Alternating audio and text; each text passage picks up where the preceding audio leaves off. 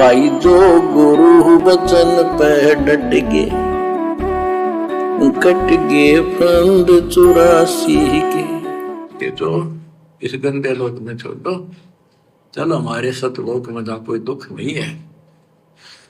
और ये क्या करता है कि तपतशिला पर फूके, वहां उसमें से रस निकाल और फिर जन्म दे। कहते ब्रह्मा विष्णु शिव तन धरिया, और का कौन बेचारा हो और किसका विचार। एक बताऊं, ये तीनों भी जन्म मृत्यु के अंदर है, इनको भी खाता है। और शुद्ध और मुनिजन सब छल बल मारे, छल बल यानी अपने जबरदस्ती इनसे गलत काम करवा के। सुर नर मुनि जन छल बल मारे, औण का क्या विचार आओ। सुर यानी देवता, मुनिजन जो अपने आप को ज्ञानी समझते थे, तपस्वी समझते थे। सुर नर मुनिजन छल बल मारे, ये धोखे से मारता है, सूक्ष्म खेल खेलता है ये। और 2014 बरवाला कांड के बाद इसने वही सूक्ष्म खेल खेला, वही सूक्ष्म खेल कि ये संगत वैसे कब्जे में नहीं आएगी। आमने सामने की लड़ाई लड़ूंगा तो ये लोग मेरे जाल में नहीं फंसेंगे। उसने युक्ति सोची कि कैसे इनको इनके गुरु के भक्ति मार्ग से भ्रष्ट किया जाए, कैसे इनकी मर्यादा तुड़वाई जाए, ये कैसे जाल में फंसेंगे। उसने युक्ति लगाई कि इनको विश्वास के बलबूते पर फंसाया जा सकता है, और ये बाहर के किसी आदमी पे विश्वास नहीं करेंगे। जिन पर ये आंख बंद करके विश्वास कर रहे हैं, उनमें प्रवेश करके, उनकी मर्यादा तुड़वा के, फिर उनमें प्रवेश करके और उनके माध्यम से इन आत्माओं को विश्वास में लिया जा सकता है। तो गुरु के परिवार ने, इन कोऑर्डिनेटरों ने तो बरवाला कांड से पहले ही मर्यादा तोड़ रखी थी। ये तो गुरु को मानुष मानते थे, तभी तो बरवाला कांड हुआ। मनमाना इन्होंने आचरण किया, भक्तों को कमांडो बना दिया, हाथों में लठ डंडे दे दिए, मरने मारने के लिए खड़े कर दिए, 6 भक्तों को मरवा दिया। तो मर्यादा तो इनकी पहले से खंडित थी। तो काल ने देखा कि ये मूर्ख संगत, इनको इनके गुरु ने समझाया था कि अपने गुरु पे ब्लाइंड फेथ करना है, अपने गुरु के वचन पे भगत ने ब्लाइंड फेथ करना चाहिए, अंधविश्वास करना चाहिए।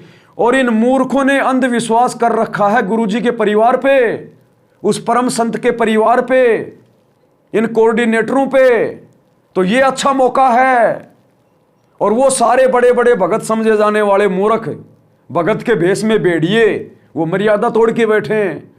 तो क्या ना इनके माध्यम से संगत को ठगा जाए।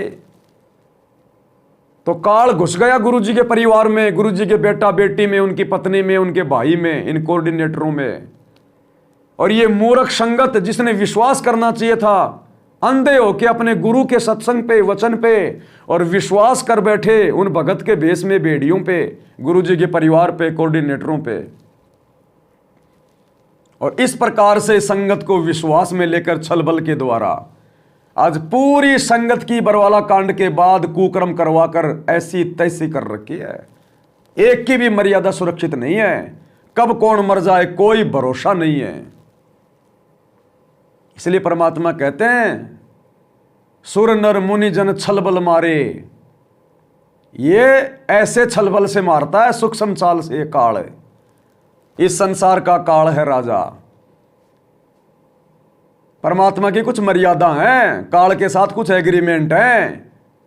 अगर मर्यादा तोड़ के गुरुजी की गोद में बैठ जाओगे, गुरुजी वहां भी काल को नहीं रोकेंगे अगर तुम्हें गोद से उठा के ले जाएगा तो।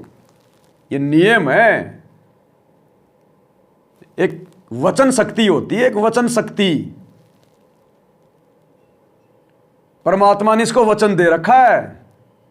ये बोला भाई मालिक जबरदस्ती ना करना, जो मर्यादा तोड़ के भक्ति करे वो मेरा। तो मालिक ने कहा तथास्तु। ये होती है वचन शक्ति। अब गुरु अपने वचन के खिलाफ नहीं जाएगा। वचन क्या होता है, महाभारत से भी शिक्षा ले लो। 5 पांडव जुए में हार गए थे, वो वचन में बंध गए थे, और उन पांचों पांडव जो कितने महाबली थे, लेकिन वचन में बंध गए, और उनकी औरत को, द्रौपदी को, उनके सामने नंगा करने का प्रयास किया जा रहा था। दुर्योधन क्या क्या कुवचन बोल रहा था, लाओ इसको मेरी जांग पे बैठाओ, और उधर से वो भीम और अर्जुन वो छाती फुला रहे, लेकिन वचन में बंधे हुए थे, कर कुछ नहीं सकते थे। जैसे ही वो दुर्योधन बोलता कुवचन, वो भीम सांसें फुलाता, मोड़ दूंगा, तोड़ दूंगा। तोड़ किसको देगा, वचन में बंधा हुआ था। तो इसी प्रकार ये अबंध परमात्मा, समर्थ परमात्मा सतगुरु रामपाल जी भगवान काल के साथ वचन में बंधा हुआ है। इसलिए काल यदि मर्यादा तोड़ने वाले भक्तों को उनकी गोद में से भी उठाएगा ना। ये आश्रम क्या है, तुम कहते हो गुरुजी ने खोले, तो गुरुजी की गोद में बैठे ना। अगर कोई भगत आश्रम में बैठा है तो इन आश्रमों में सेवा करते करते ट्रैक्टर के नीचे दब दब के मर रहे हैं। वो मुंडका आश्रम में टैंक की सफाई करते समय जहरीली गैस से मर गए। इन आश्रमों में आते जाते समय एक्सीडेंट में मर रहे हैं। कोऑर्डिनेटर जहर खा के मर रहे हैं, फांसी खा के मर रहे हैं। संगत का बेहाल हो रहा है। क्यों? समर्थ अपना वचन नहीं तोड़ेगा। इसको कहते हैं वचन। इसलिए भैया मर्यादा तोड़ के दिन रात तुम ओम सोहम सत्य कबीरा, ओम सोहम सत्य कबीरा तोते की तरह रटते रहो। गुरुजी की गोद में बैठे होगे तो भी उठा ले जाएगा ये, क्योंकि गुरु भैया अपने वचन का पक्का है। गुरु अपना वचन तोड़ेगा तो फिर मर्यादा रह कहां जाएगी। इसलिए गुरु बार बार कहता कि बच्चों मर्यादा प्रथम है, मर्यादा प्रथम है। अनंत कोटि बाजी जहां मैंने रचे सकल ब्रह्मांड, गरीबदास में क्या करूं यो काल करे जीव खंड। गरीबदास जी को बताया परमात्मा ने कि मैं इतना समर्थ हूं, मैंने सारे ब्रह्मांडों की रचना की है, लेकिन मैं उस समय फेल हो जाता हूं गरीबदास जब मेरे भगत नाम तोड़ के बैठ जाते हैं, जब मर्यादा तोड़ जाते हैं, फिर मैं काल को कुछ नहीं कह पाता।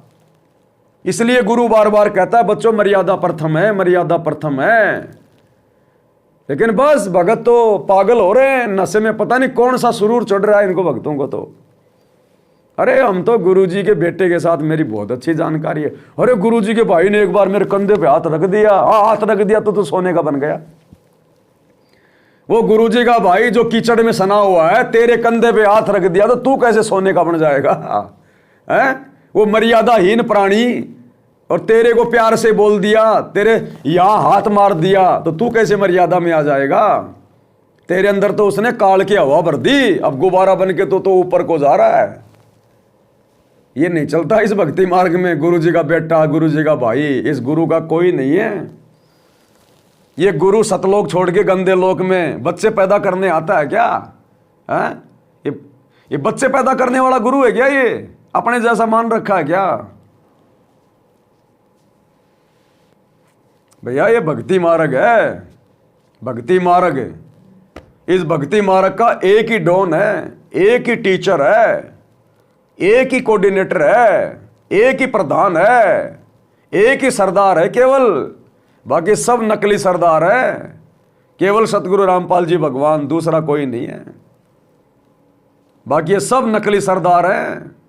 उलझा उलझा के मारेंगे तुम्हारे को काल की गोद में बैठ के, उलझा उलझा के। भाई जो गुरु वचन पे डट गे, कट गे फंद 84 के, कट गे फंद 84 के, कट गे फंद 84 के। भाई जो गुरु वचन पे डट गे, कट गे फंद 84 के, कट गे फंद 84 के, कट गे फंद 84 के। भाई जो गुरु वचन पे डट गे,